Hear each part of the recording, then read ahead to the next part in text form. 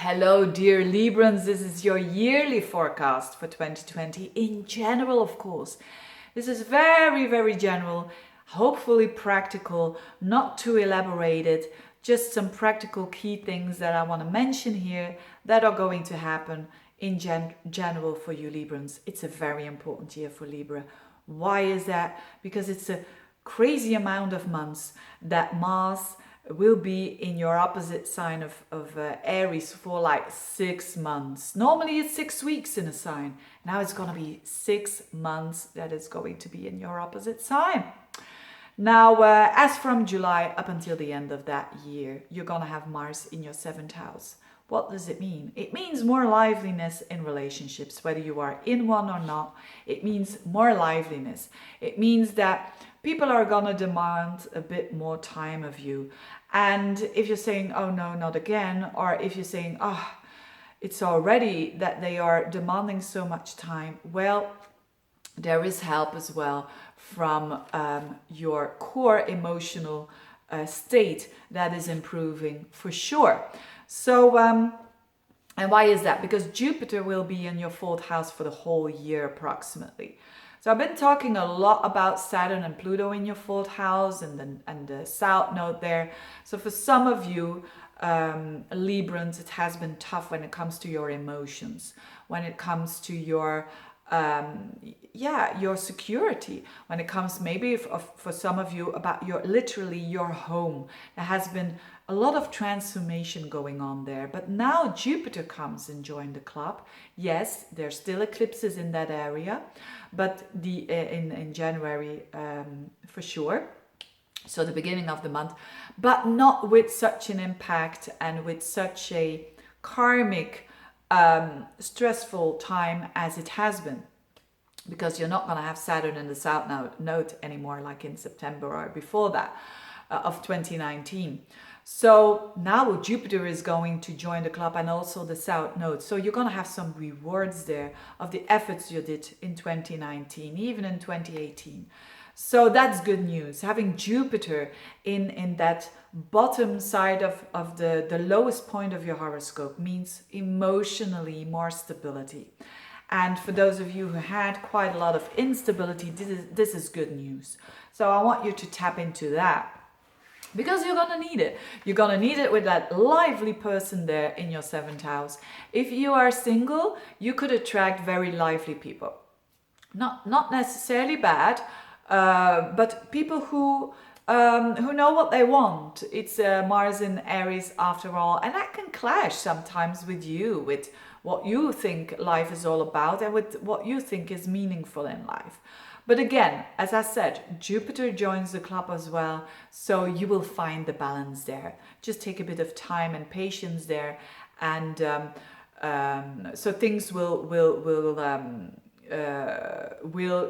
come to its fruition in a positive time for sure.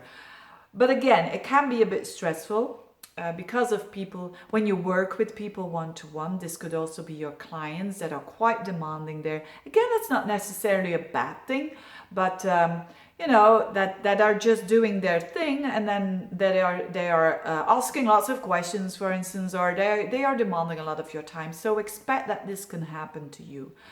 It's not the time to go against people and to do some power struggles there, but normally Librans are not like that.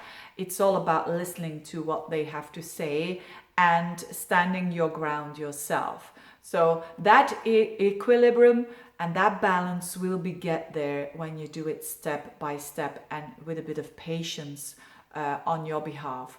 So when you can attract, when you are single, someone into your life that has been into your life a long time ago, because it's after all a retrograde, but not necessarily. Again, I don't see that happening that often. Mostly it is that you have an opportunity, dear Librans, to make your relationships better.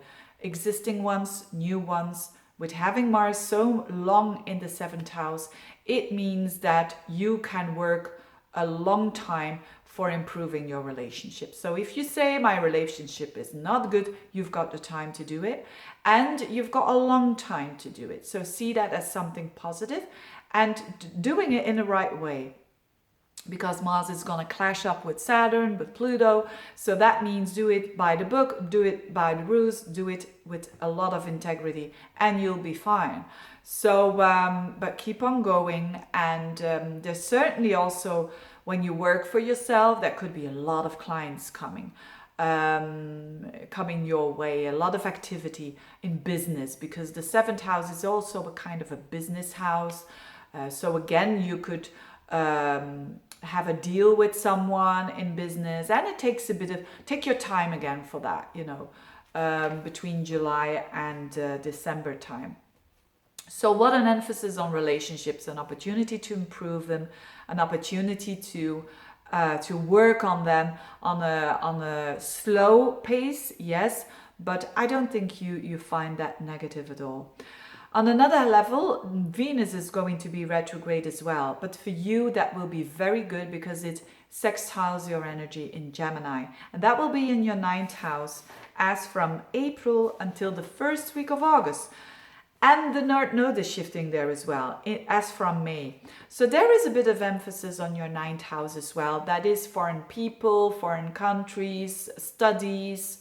It is your philosophy, it is the way that you think. So with Venus there, and it's particularly when Venus and the North Node come together around the first week of August, you could meet someone and you could fall in love with a stranger, with a foreigner, for instance.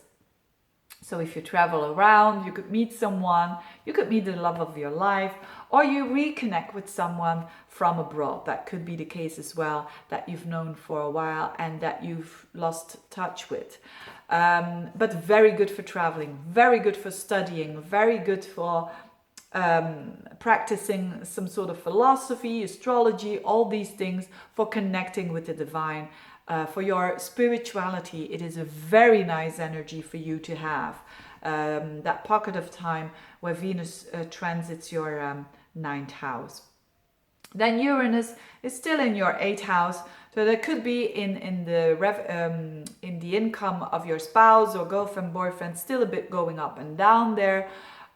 Or you could really be interested in the occult with Uranus there in your 8th house, and then Neptune in the 6th house. Still, it is very good for you when it has to do with work and it has to do with your health, that you do it a bit in a Neptunian way. So this is the same as last year, by the way.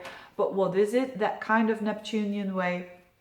That means that like for your health, for instance, doing some alternative ways with water therapy, or water therapy, does that exist? I don't know.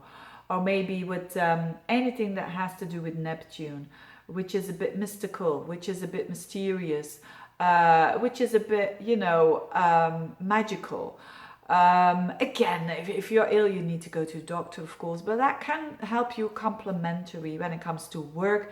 Do something where you can be compassionate towards other people, when you can be of service there. That's going to help you for sure. The routines, though, it's not going to be that easy for you to get that discipline there with Neptune in your 6th. But again, these are not the most important things. The most important thing I just said was in the beginning of the reading. And so those of you Librans who have planets between the very end of the sign, so 28 degrees, you will feel that the most, when it comes to that connection with other people and that emotional stability that comes in. You will feel that the most. And these are the people who are born between the very end of October. So the late Librans, so to speak. So that will be around about the 10th of October up until the 23rd of October. So you will feel that energy the most. So all in all, quite a transformative year for you for sure. And your ruler Venus so long in the 9th house. Take advantage of that. Take advantage of studying something new or something that you used to do when you were younger and picking it up again. You will have a lot of enjoyment there with Venus in your 9th. Having said that, I wish you a very good year, dear Librans. Thank you so much for watching. And if you want to have a reading, just get in touch. Bye-bye.